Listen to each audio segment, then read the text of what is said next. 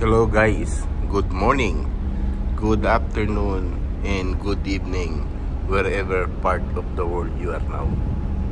Yes, andito na kami ngayon sa karagatan we just casted off last night sa Russian port. And we are bounding to Italy to discharge cargo. Medyo nabuwas-bawasan ang lamig. Ngayon is about 4 degree.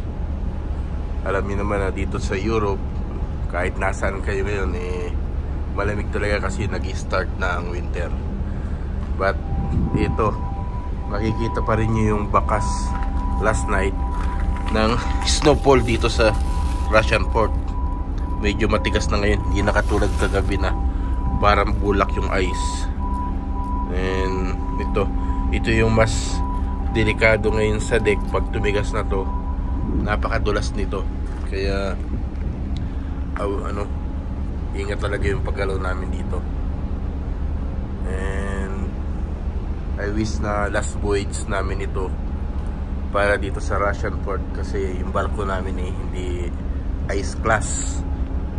And may news kasi na bago magsimula talaga yung winter, may one more voyage pa kung hindi magiging worse yung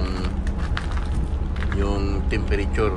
Baka bumalik pa kami end of this month, and last voyage for this year, and magpapalipas muna kami na winter somewhere around, saka kami babalik sa biyahe na to.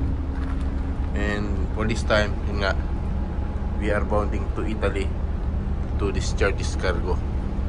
And ngayon, pag ganitong winter dito sa Europe, mataas ang demand ng gas para sa household heater nila. And ito, once again, yung bakas ng snowfall kagabi na nagkalat ngayon dito sa deck ng barko namin. Once again, good morning, good afternoon, good evening to everyone wherever part of the world you are now.